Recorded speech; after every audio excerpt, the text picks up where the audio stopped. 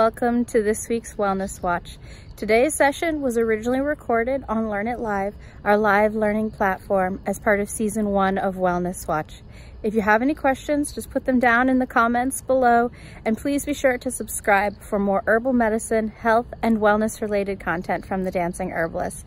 I hope you enjoyed today's session on fasting. Well, good morning, everyone, and welcome to Wellness Watch.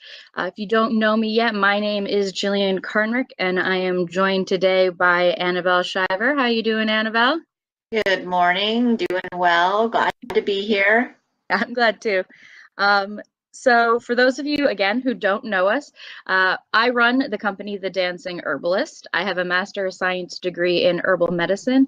I am a nutritionist, certified personal trainer, and exercises medicine professional through the American College of Sports Medicine. Don't try to say that 10 times fast. But my personal focus is on topical herbal products for joint and muscle pain, skin sensitivities, and injuries. But I do use a lot of wellness practices with my clients, and I am available for consultation services. If you are interested in those with either myself or Annabelle, you can reach out to the Dancing Herbalist at thedancingherbalist.com to contact us for those. Annabelle? Oh, yep. Well, good morning. We all know my name's Annabelle. So I'm the author of the Conscious Canary Chronicles blog, and I talk a lot about toxicity and things of that nature in there, and recipes a little bit. So I'm a raw food, plant-based, avid diet connoisseur, and I'm a home herbalist and health advocate and pharmaceutical injury survivor. So if you're new to the Dancing Herbalist, we do have a lot of other free offerings that you can participate in. We do have a newsletter you can join at thedancingherbalist.com, where we send out monthly updates on classes, herbal programs, as well as free information on herbs and wellness. While you're there, you can also purchase our topical products if that's something you're interested for joint and muscle pain. And now that you've found this session, we do have other classes on Learn It Live. Some are free, some are paid, and they range everywhere from herbal medicine and materia medica, so the actual study of the herbs, to nutrition, physiology, philosophy, plant identification, and much more. But if you do have any questions after these sessions, the best way to be in touch with us quickly is through our Facebook group, which is called The Dancing Herbalist Herbies. And you can find that by searching that in your search bar or copying this really annoying number down that's linked here, but I don't expect you to do that. Just use the search bar and search for The Dancing Herbalist Herbies. And so this week we're going to be talking about fasting. So we do have our schedule for the end of May and the beginning of June as well. So next week we're going to be talking about encouraging digestion. So I think that's really great to focus on right after we talk about fasting, because when you're fasting, there's really a slowing down of your digestion. And so you got to then build it back up again. So encouraging digestion, I think, is really the next step. And then at the beginning of June, we'll be talking about digestive inflammation. So a variety of different issues mostly with the intestines that lead to damage and irritation, primarily stemming from inflammation. Then we'll be talking about eating on the go, because so many of us have busy schedules that we got to just think of some healthy options for eating when we are busy and in a hurry. Right. So now, Annabelle, I think you have probably more experience with fasting than I do, but I think our experiences have been very different. Tell me a little, because you're heading towards, you're doing a number of different kinds of fasts right now, heading towards a bigger fast that you're planning. Can you tell us a little bit about that? Right. So what I'm doing is I'm working into very slowly, as you mentioned, into a very small period of dry fasting ultimately. What does dry fasting mean? Dry fasting is a period of time where you don't have anything to drink or to eat. So it's really directed toward dealing with metabolic acidosis and Which is regeneration. what? Metabolic, I know, sorry. Metabolic acidosis is so acid produced in the body, whether it's from something that we put in our body or around our body, can create an acidic response inside of the body. And if you can't purge and detoxify your body correctly, then you will end up having acidosis throughout your body. So it's basically just an acid buildup inside of the body. Okay. So, you know, to get there, I have to be very careful because fasting is something that I feel relatively new to, but it's a very difficult thing to figure out because you can really do a lot of damage to yourself if you don't know how to do it correctly. So what I've been doing is as you know, I eat mostly raw foods. So I've converted into raw, and eventually I will go into a raw fruit fast, and then I will do a juice fast, and then I will do a water fast, and then a dry fast, and then I'll work myself back out of that by doing a water fast, a fruit fast, juice, and then back on to foods again. I really like that you're doing it that way, that you're really taking individual things away at a time so your body can adjust, and then you're really rebuilding it from there rather than pushing, because it's very easy to overdo it with fasting. Like you said, especially seeing if you're doing it for like a very extended amount of time, well, for when you put the time of all of these different steps together, for a longer period of time, and you're really allowing your body to do everything that it needs to do at each stage to really prepare itself. And there's a lot of different ways to do fasts, and I think knowing that all of the challenges you have had and all of the different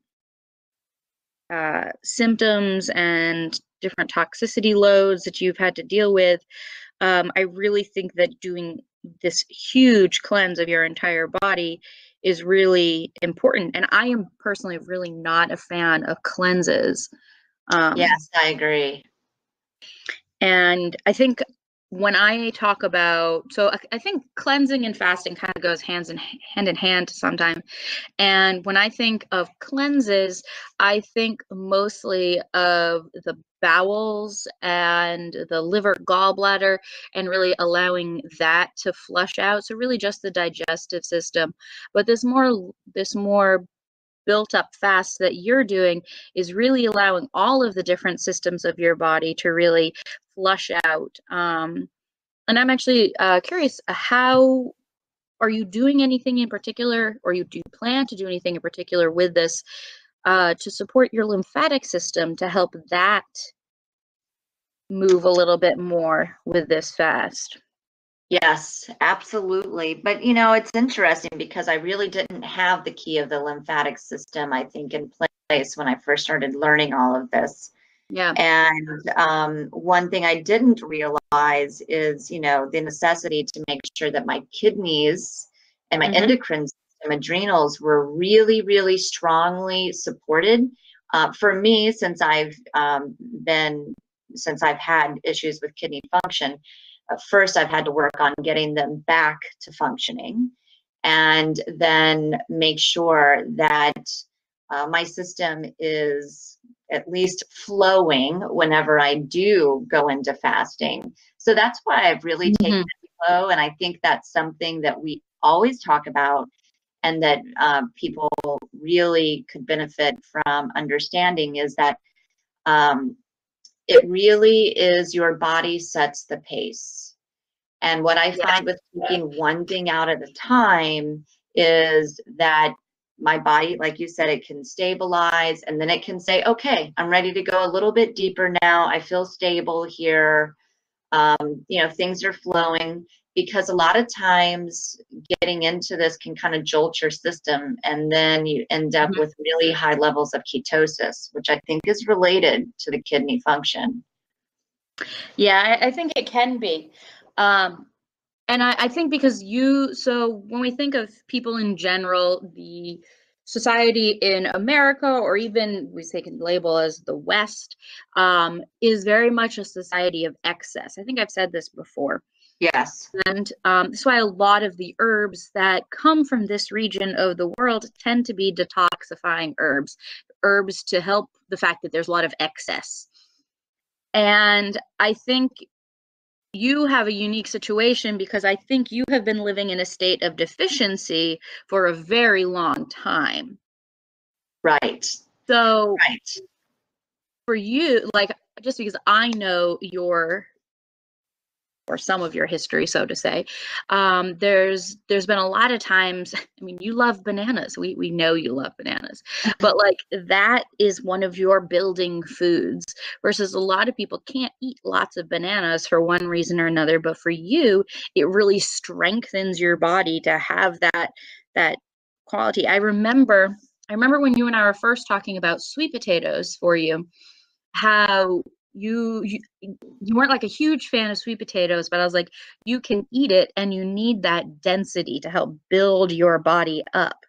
Right. And the way that you are doing this long-term fast, like you're talking about getting rid of a lot of things and then stabilizing, get rid of a lot of things and then stabilizing, kind of as you go down before you start to build back up again. I think a lot of people, because you already have so few things that you're working with, that kind of fasting is definitely not going to work for everyone, because it's going to take, forever to get down to the Right. amount of foods that you're even starting from.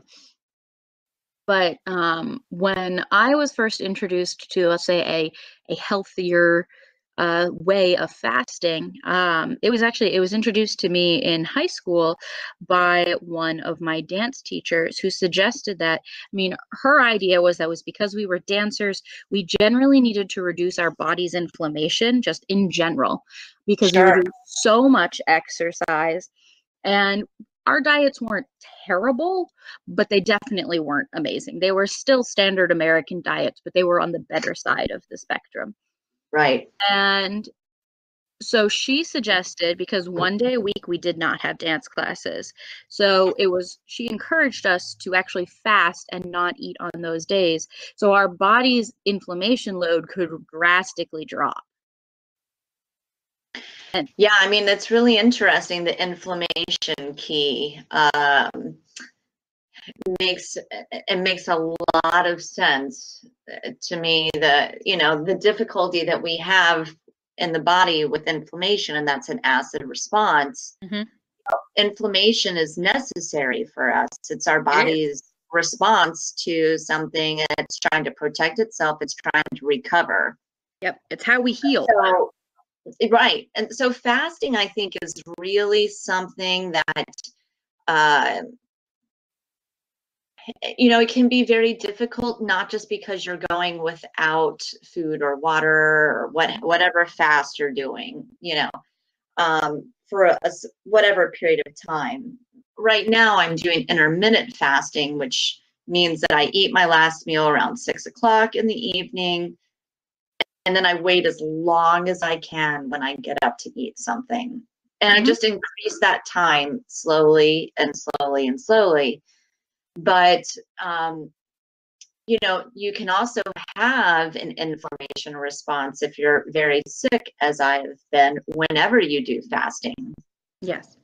And so I find there's two different categories of fasters, so to speak. Mhm. There's people in my situation that, have um, some very serious catastrophic illnesses to deal with. And then there's people that are athletes and that are very built up and strong, and they use intermittent fasting to actually deal with what you were saying, deal with the inflammation that they're putting on their body, and to also keep rebuilding. Yep. So you really can do it in whatever state, but I think it's very important depending on what state you're in, because people that are athletic can, like you can fast and go dancing a little bit, as long as you have liquids and a Yes. little bit of replenishment. But if you're someone who's on the other side of the spectrum, like myself, fasting is really a period of rest and Mhm. restoration. So once again, you have to really pay attention to your own body and what it's telling you. The other part that I find really challenging with fasting, and I don't know if you've had this experience with it, is, it can be very difficult emotionally. Um, Whenever I first started taking foods out to work toward this fast, I have had to deal with a lot of cravings, like, Mhm. and I would just get overwhelmed with it, and I just get irritable and be like, I'm just hungry. I just wanted to eat something right now or what have you. And so I've really had to work on my mental state in order to deal with continuing to go deeper into fasting. And then how we talked about last week, and I think, in our meditation talk, we went over this, but understanding what my cravings were about and what areas my body was needing extra assistance. So I think there's a lot of, fasting is kind of popular these days, and there's a lot of different cleanses, like you were saying, Mhm. and they're really like fast and aggressive. But I don't really view fasting as something that should be fast and aggressive like that, I you agree. know? So I think it's a very, I think it's a very personal journey. I think that it needs to be a conscientious undertaking for someone. I agree. Before I touch on some of the things, I just want to let you know, Annabelle, your audio quality is dropping. Yours, I can still hear you just fine. I just want to make sure you have your phone nearby if you do need to then call in. All right, well, I'll get it. I Okay. was thinking it would be fine. So one other thing that to touch on, so definitely there's a huge emotional component to fasting. I completely agree with that. That like not only is it the cravings because your brain is so used to getting certain chemicals from foods that when you don't get them, you crave them, and there tends to be an emotional response to it simply because it's a different kind of stress we're experiencing when we don't have many of the molecules that we're used to, especially if some of those molecules are ones that release endorphins, such as like our sugars, caffeines, refined carbohydrates. So all of those foods in particular can quickly lead to an emotional response just because we don't have those same endorphin rushes. Right. But there's another piece to it too, especially for people who are in significant amounts of excess and they choose to fast, even for short periods of time. And this is kind of that joke of, oh, you're hangry, you need to go eat a Snickers kind of thing. Right. And that's that same idea because you're not getting the same emotional benefits from the sugars. But if you're fasting to an extent that it's encouraging small amounts of not necessarily weight loss, but um, breakdown of fats that have been stored in the body, oftentimes we will have uh, in our fat cells is also where our body stores toxins that it couldn't get rid of when they were first brought into our body. Right. So that can sometimes lead to a toxic release that will also interact with our emotional experiences. Um, I know for myself, while I didn't have an emotional experience with it, when I was first starting to detox from topical steroid use, um, in periods of time where I was doing more exercise, I would have significant flare ups in my skin because as I was losing weight, the chemicals that were initially causing the rashes on my skin were being released again into my body, so the rashes would come back. And so this is definitely not everyone has had topical steroid issues. A number of people have, but the same thing can happen with any number of chemicals that you were exposed to as you were putting on any amount of fat into your body.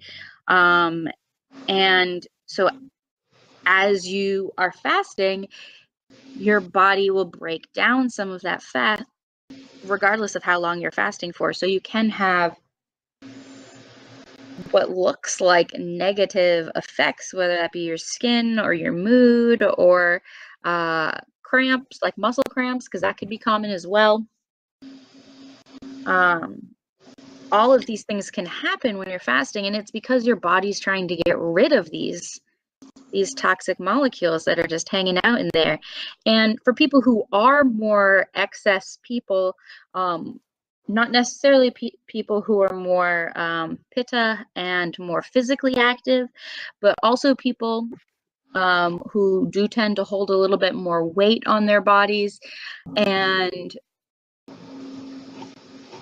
have had exposure to more chemicals, and I use the word chemicals and toxins as a very broad categories, such as like pasta off the shelf kind of thing, like any kind of exposure that's not like an apple. Right. And so people who have that slight excess and have those exposures are more likely to have to add in movement when they're fasting, because otherwise, like we were talking about, the lymphatic system is not really going to be able to get those things out of the body, when really the main benefit that one should be looking for when fasting is really cleaning the body. A lot of people think about wanting weight loss and lead to fasting, but that is never effective. Fasting is not an effective technique for weight loss, especially long-term weight loss. But really, detoxing and cleaning the body, and so unless you have the lymphatic system working well, unless you have your kidneys working well, as you were mentioning, unless you have your liver, gallbladder, and bowels working well, fasting is not really going to give you benefits. No, and that's why I was talking about the ketosis issue. Yeah. So a lot of people really kind of turn to that. I myself do not. It's interesting though, like with what you were saying as far as the movement. So I think that's really important. I think, we need to have movement in our life every day. And even if you're heavily compromised and, going through a fasting period to try to get some recovery, there's so many, that's why I love Qigong and things like that, because as I'm going through this, I do need to have physical activity, but, I want to get on a bicycle and go ride for a few miles. That's not what I need to be doing. Now, if I were healthy and an athlete, I could do a fasting, I could go for a long bike ride. And that's what I have to really keep that balance and make sure I'm definitely getting movement, because that lymphatic system is so important. If we're not moving lymph fluid, then we're not purging, and that's how things get congested, and that's how people develop tumors in their bodies and things of that nature. So when you get a lot of stagnated lymphatic fluid in an area, you're definitely going to have some issues. And the reason I'm going into the type of fasting that I'm doing is because I'm having to work on all of the organ tissues and all of the tissues that I've had that have been really overrun with the pharmaceutical damage that I had. So these things get, lodged and stuck in tissues of bones and different organs. And so that's another reason why I'm very careful and slow with this, because one part of going into fasting, I think, is to have an awareness of what I term the healing crisis. Yeah. Because some people will be like, oh, well, I have cold and flu symptoms or a fever and I must be sick. And it's not, and I don't really view that as illness. I view that as the body doing what it needs to do to purge these toxins out of our tissues. So yeah, we have to remember when we are sick, it's never the cold or flu itself that's causing our symptoms. The symptoms are always our body trying to fight it off. Right. So it's interesting because now whenever I go really deep and I have symptoms, I celebrate them, because I'm like, oh, yay, my body's doing what it needs to do. I have some genetic mutations that make detoxifying pathways very difficult to work with. And so that might be something that other people are dealing with as well. And that's why I like going deep, because you got to go all the way to the core to kind of fix some of these issues. And it's interesting, one thing I found through fasting, and I'm not sure how you are on this, but even though I had the issue with lots of cravings, once I got past that point, my blood sugar levels and my metabolism and energy levels are actually much more stable. Yeah, I think that's definitely how it is the case for most people. But I don't think that is something that will come from like a single day of fasting once a week. Right. As you were talking about with how you are reducing over time, I really think the stabilization of the blood sugar levels and such really comes from removing refined sugars and refined carbohydrates, and keeping them out of the diet. And I really think that's where that comes from. And that benefit can come from a short amount of time, but if you reintroduce those foods and bring them back in consistently, that irregular blood sugar level and energy level issue is going to come right back. Right. Yeah. Well, it's great that you mentioned sugars, because in fasting, this is why I see a lot of people that have a lot of success on fruit fasting. Because you do want sugars, but you don't want refined sugars. So you want stuff that when you do take it in is going to be very easy for your body to digest. The more that your body uses energy to digest foods, the less it can turn its energy to healing, because it's busy. And that's one thing I do with fasting, is that I'm just sort of giving my body a vacation, a little bit of a break from having to do all the work. And then, I can do more later on. But, right now it's keeping things very simple. And I do a high amount of what people would call sugar, because I do a lot of fruit. But whenever your body has been damaged on a cellular level, you have to think about how do your cells, or what fuel do your cells need? And our cells need sugar, but they don't need refined sugar. So I think that you're exactly right. This is why people do so good on fruit fast, but I don't think it's why a lot of people, why juicing is so popular. But I think the only issue I really have with juicing, because if you were juicing,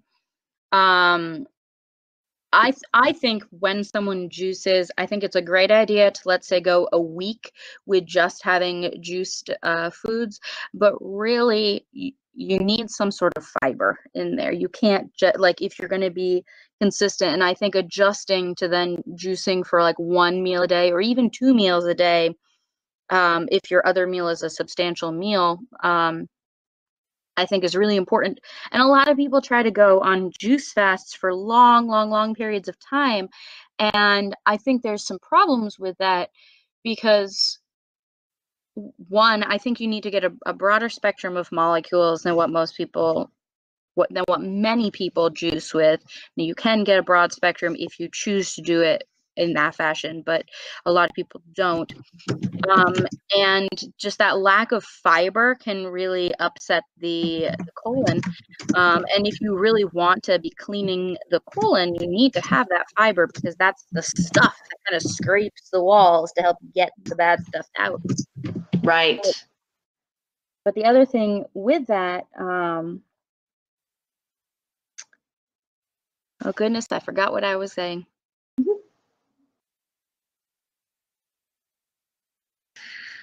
I'll continue, Annabelle. Yeah, I understand that. Well, it's interesting because I actually started looking at a book. I mean, when we think about fasting, I can't even think about how long it goes back, but there's a very long track record of fasting being used for healing in many different cultures. And I think especially Eastern cultures, because again, whenever you're talking about Eastern culture is a lot more deficient versus the Western culture is very very excessive. Right. So you know, there's so many different types of fasting, and I've kind of turned my direction to some of these spiritual masters of fasting, which has been very necessary. Like I've said, working in meditation and things like that. A lot of it, though, what I find is just sort of overcoming these notions that I've had about what I'm eating. I mean, I always thought that you needed 3 square meals a day, 3 cooked meals a day. So starting on this path for me was very, very, very foreign. And so it was very uncomfortable and it was scary. You know, then I started looking at, well, for hundreds of years, people have been doing this. So this is, even though it's kind of a new rage in our society right now, because there's so many products that are being made for cleanses, you know, fasting in and of itself has been used for hundreds of generations. No, and if we think about like how humans have evolved, we would have consistently had to do some level of fasting every winter. Right, absolutely. Just because food is scarce. Now, the other end of that is that with that natural kind of fast in the winter, the food that would be maintained through that time would actually be animal proteins. So that so like animal proteins and fats, because that's what would have been available, not the vegetables or the fruits. But it's important to remember that with that, after that long fast, when the body had only really had access to animal proteins, the first green kinds of vegetables that come up in the spring, the first leafy greens, are our bitter herbs that are used for detoxification. Right. So that's our things like our dandelion greens, our cleavers, chickweed, yes. So like all of these kinds of bitter, detoxifying herbs would be the first ones we would be eating in the spring to help cleanse our body, to get it prepared to move forward with the year. So it's really important to make sure we actually, when we are doing this kind of fast, one, that we are still actually getting some kind of calories, especially if you're going for more than like a day. If you're going for like a day, or the intermittent fasting as you're labeling it, from basically after dinner to mid-morning, let's say. Right. If you're doing that, that you really just water, or maybe like some water with lemon as you do, or some apple cider vinegar, kind of something in there to encourage digestion a little bit. But if you're going for longer than that, there needs to be some kind of calorie content because your body still needs calories. And we were talking about how fruit is a good option for that. And one that I see discussed often is I don't know if Bragg's actually started it, but they have an entire book on it, and I'm thoroughly uh, into their system for it. Is how to take apple cider vinegar and use that for fasting, because apple cider. So their whole system is you basically take, I believe it's a tablespoon of apple cider vinegar, a tablespoon of lemon juice, and put those into a cup and then fill your cup up with water the rest of the way and then slowly sip that throughout the day. And there's real benefits to that because I know you're always telling me about making alkaline water and how that's has its own benefits to the body. But a real apple cider vinegar is going to be packed full with probiotics and prebiotics as well because it has the uh, beneficial food for the bacterial colonies, and that's really going to help the bowels to really cleanse themselves and start over from scratch, which is one of the real big benefits of taking some time to not eat the same food, is kind of to reset the the bowels. And I think that using apple cider vinegar can be a great addition. And apple cider vinegar does have a small amount of calories to it. And so if you're then having a little bit of fruit with that, such as you're having your lemon juice in there, you're getting that small amount of calories so that your body can keep going. And if you are going for more than a day, then you need to be considering, similar to what you're doing, of like having actual quantity of fruit, or another food that seems to be appropriate for your goals. And really working with a nutritionist for something like that, so you can actually get the calorie counts of the foods that you're going to be using, and making sure that you are not doing a fast for too long, that you've reduced your foods over time so it's not going to be a stressful experience, and that you have herbs to help detoxify you while you're doing the fast, and then having a plan for coming back from the fast on the other end. Just like you were talking about, Annabelle, how you're going to reintroduce foods in a similar way to how you remove them, knowing what foods are going to be calming for your body when you start to eat again, because many of them will really kick that inflammation right back in. If your body is if you've reduced your inflammation and your body then still needs some time to heal from that inflammation, you really don't want to go eat some dairy and then have a crazy inflammatory response, and then you'll feel terrible. You don't want to do that. So work with a nutritionist so that you have a plan that's going to work for your specific needs for fasting. So that way you're not causing more damage than otherwise. Yeah, that's very important. I've seen people do a lot of damage to themselves by coming out of the fast incorrectly. Yep. Going into a fast and then coming out and eating, they would eat baked potato or something. You definitely have to,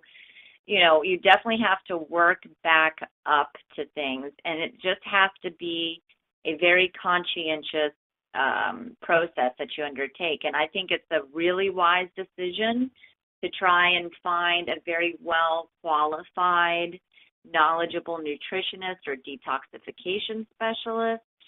Mm-hmm. I think, making sure you're taking herbs to support your system is very important. I actually think licorice root is really important during a fast, because of the impact on thyroid. But I happen to dislike licorice root to such epic proportions that, I'm trying I also to learn dislike to like licorice, it. and there's a lot of people that shouldn't take it because licorice can interact with a number of medications. So that is definitely one of those herbs that you want to make sure you're consulting with an herbalist, to make sure that you're not getting a dosage that's going to interact with any of your medications or any other symptoms that may be associated with why people take those medications.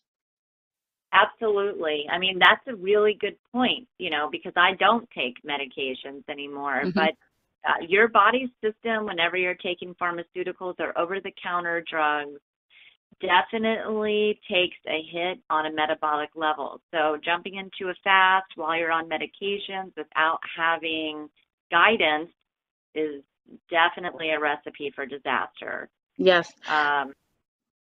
Or you can take time and become your own expert, but that really takes a lot of time. That is a full-time job right there, becoming your own expert. It really is. So, that's been the position that I've been in mostly because I have, I have limited resources. So, but there's plenty of communities of people that have done this. There's not just getting support from a nutritionist, but you can also get support from a community. There's online support groups. I'm sure that there's, real live support groups and communities for people that are trying to learn how to fast. And I think that fasting could benefit someone if they used it regularly. So one thing I was trying to tell a loved one of mine who really wanted to go and do some stuff they didn't need to do to their body, and they knew they were going to be taking in stuff that was not a good idea. And so my response was, well, I mean, if you choose to do something like that, then afterwards would be a really good time to do a deep cleansing fast. Mm-hmm. So you can use fasting and tailor it to your lifestyle. Is it something that you want to do a few times a year, just as kind of like keep yourself cleaned out and healthy and tip-top shape? Mm-hmm. Or is it something you want to do after you go out and cheat, so to speak? And take in some things that you shouldn't be having in your system. So I feel like it's something that would benefit people to learn at a very in-depth level, because I think that it's something that everyone would benefit from doing on a semi-regular basis. Yeah, and I think in general the best time of year to do fasting is in the early spring. And I think that's just mostly because that's when our body is used to doing that. I mean, not that we ourselves have done that, but that's how we've evolved to be able to deal with foods in that time of season when the fresher detoxifying plants are available to us. Right. That's when cleavers and chickweed and all that stuff and dandelion is popping up. And you do need to, for me, I find that I do need to sort of mirror what I'm doing along with nature. Summer is a time of abundance. Mm-hmm. Winter is also another big time of deficiency whenever it comes to produce and things of that nature. Yes. So, and I think early spring is really important because we do eat, I think our bodies do better in the winter when we do add a little bit more acidic foods, because you're trying to keep the balance of the cool and the warmth. Yeah. I think the only problem that I foresee with fasting in the winter time is that after a fast, you then need to rebuild. And wintertime is not the time to try to rebuild. No, I agree with that. Wintertime, at least where we're at, and I know there's people that live in much harsher climates. Wintertime really, for me, is about just kind of surviving. Yeah. Making it through with having limited resources whenever it comes to stuff that's growing out in nature. And now with that, this leads me to a very interesting point, and I know exactly how we're going to circle back here, is that Fasting in the winter months, not only is it not ideal because of the challenge to rebuild afterwards, but that is when our bodies are trying to hold on to everything so we can survive through the winter. If we Right, try to get rid of stuff in the winter, our bodies are going to fight against that because we need to make it through the winter. right, And right, absolutely. this goes also into stress and the concept that really, if you are stressed, fasting is not going to do you any good because with our fight or flight mechanisms, when we have stress that we're holding on to, we hold on to other things. That's when we tend to eat more. We hold on to weight. We hold on to our emotions. We can't, it's harder to let things go. So if you have a lot of stress that you're dealing with, that can also not be a beneficial time to do fasting. And this is where you're talking about the spiritual connection of fasting and the meditation and the release of all the mental blocks, so to say, that are required for fasting because you really do need to lower that stress response. And it's also has a biochemical action too, because when we are stressed, all of our stress hormones lead to an inflammatory reaction. So if we are stressed and we are trying to fast to get rid of our inflammation, it's not going to work because we are stressed. So we're going to keep having inflammation. So you need to have that kind of reduction in tension. You need to be in a safe feeling environment. You need to be in a time of abundance so that you can relax your body in your both your physical and mental experiences so you can release the things that you are using fasting to get rid of from your body. That's such a good point because I say that all the time with people that are struggling with detoxification. And, they'll say, well, I'm doing all the right stuff, but I'm still really struggling. And then I ask them, what is your stress level like?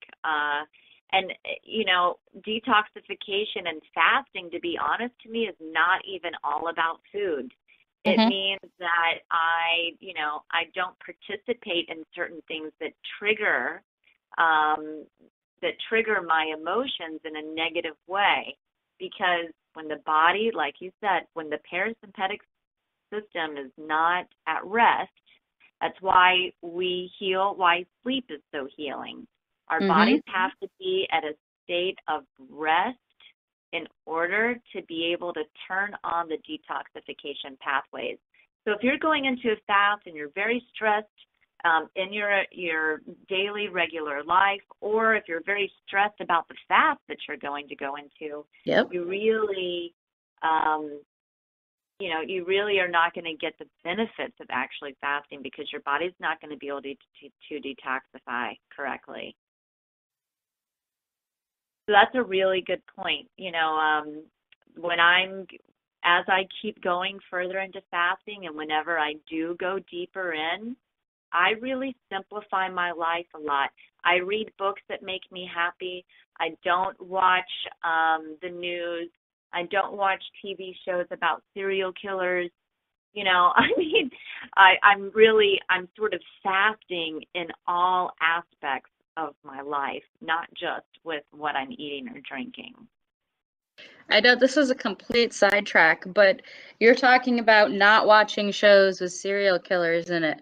I remember exactly the last horror movie I watched because it was while I was in graduate school, and I realized how my body felt so terrible after that experience. Like I finally was aware of my body, and I was like, I do not want this in my life anymore.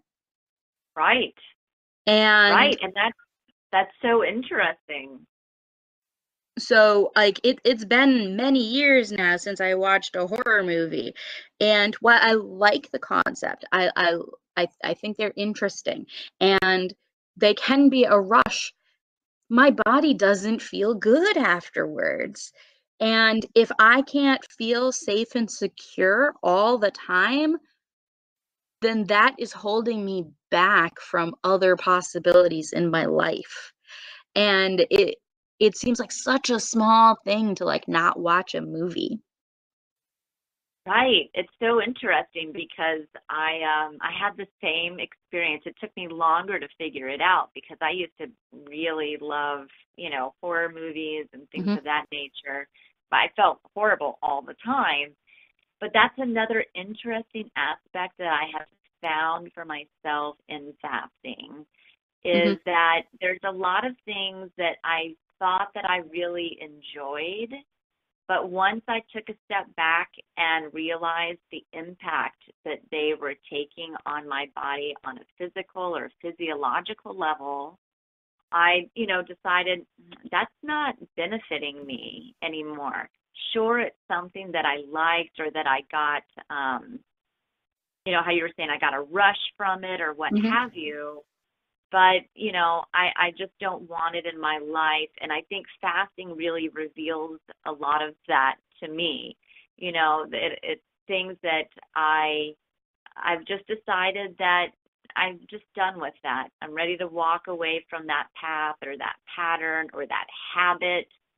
A big thing for fasting for me is breaking toxic habits. And I have had tons of them to break. Mm. Um, so it's really interesting how this period of time, as I continue going through it, really reveals to me the areas that I've been holding myself back in. And then I can feel strong and empowered, and I can make a conscientious change. So I think fasting for me too is it's a whole different level of conscious awareness. I really like how where this conversation has led. Um, and I definitely think when it comes to fasting and when it comes to basically all areas of our body, as you're just talking about, you really have to experiment. And if something hasn't worked in the past, that doesn't mean it's not going to work now. So every so often, you just need to try different things. And sometimes that means if you're trying something that used to be good for you, that doesn't mean it's good for you anymore. Right, And trying new things as well. And now, when you are fasting, that is not a time to try new things. right. That is a Yeah, time to allow your body to be in the space you are in rather than introducing new outside things. And this came to me because for someone, if someone wants to do slightly longer fast, let's say maybe a week, and they're going to be using juicing or something like that in their fast, or just doing a fruit fast, they need to already have been eating fruit regularly. right, They need to know absolutely. what fruit works good for them. And they need to know what kinds of juices they like, what flavor combinations do they like. You got to make these kinds of things easy on yourself.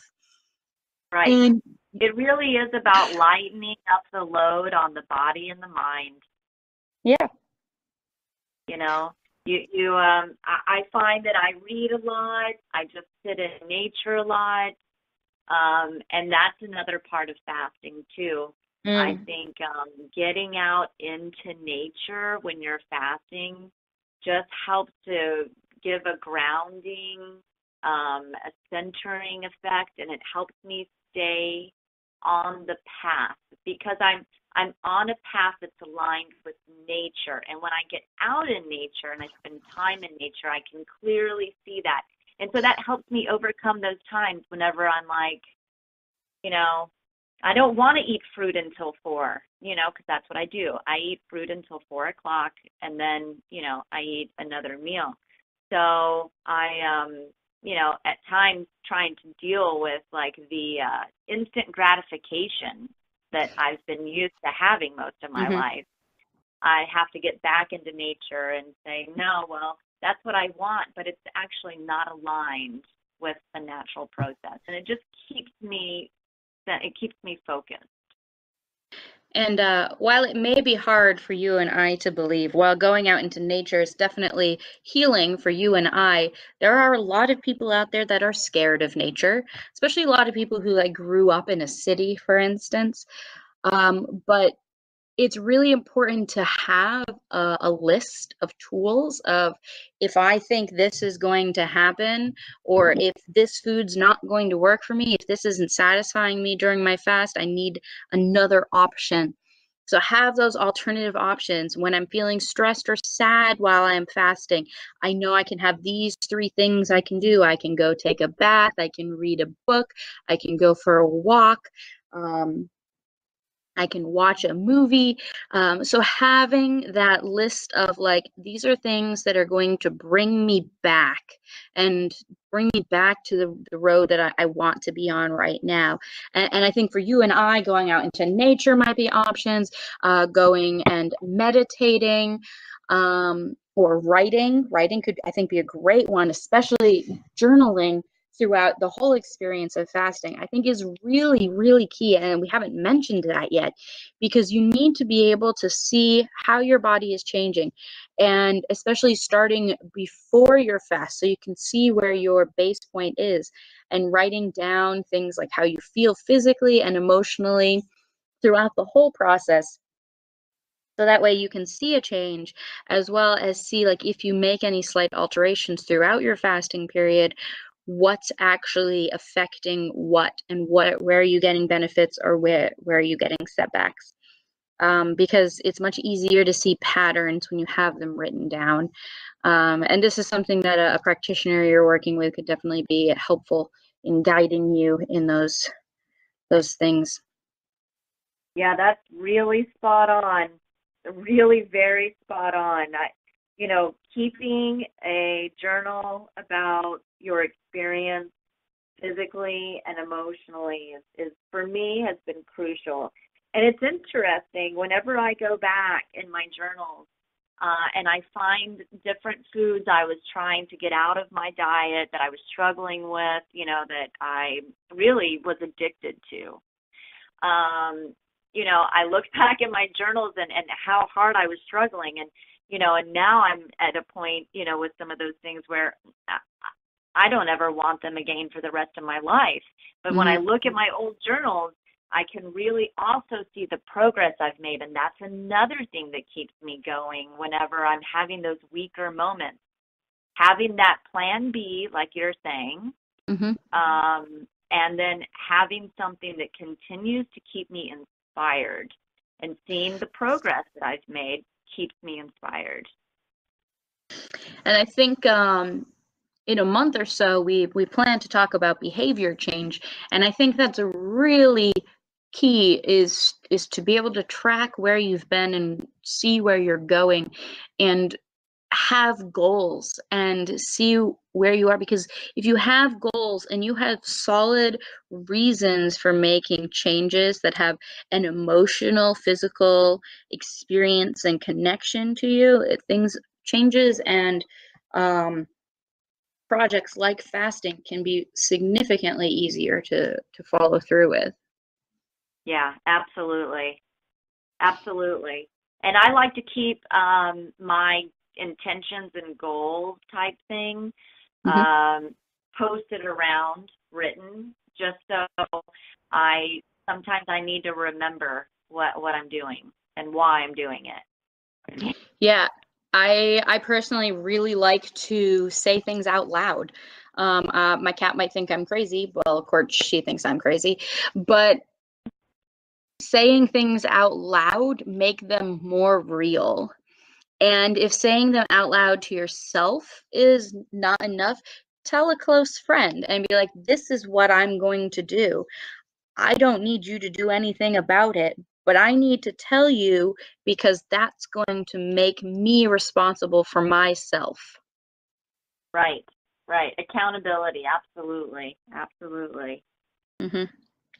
Well, Annabelle, we are coming to the end of our time today. Is there anything else you'd like to share about fasting? I don't think so. We always come back to just follow your own intuition, and I think that's always the most important thing. Yeah. And pay attention to your body. Yeah, pay attention to your body. Exactly. So, I'm excited about going deeper in. So yeah. And next week, we're going to be talking about encouraging digestion. So that is a really important thing when you are coming back from fasting, because in general, fasting really slows your digestion down because you don't have as much food you're digesting. So you really need to encourage digestion when you're coming out of a fast. So we're going to be talking about that next week, but there's other times to be encouraging digestion. But if you guys are enjoying Wellness Watch, be sure to join us on Patreon. You can see the link here, the Dancing Herbalist on Patreon, and you can get bonus content for as little as $1 a month when you are subscribed to us on Patreon. And it does keep our Wellness Watch going because it is a free session that we offer. And if you do have any questions, feel free to, again, come over to our Facebook group, the Dancing Herbalists Herbies, to ask any questions about this session or any other sessions that you have or have seen, or any questions you have. But thank you again, Annabelle, for joining me today. I look forward to chatting with you next week. absolutely. Everybody take good care. Thanks. Bye-bye, everyone.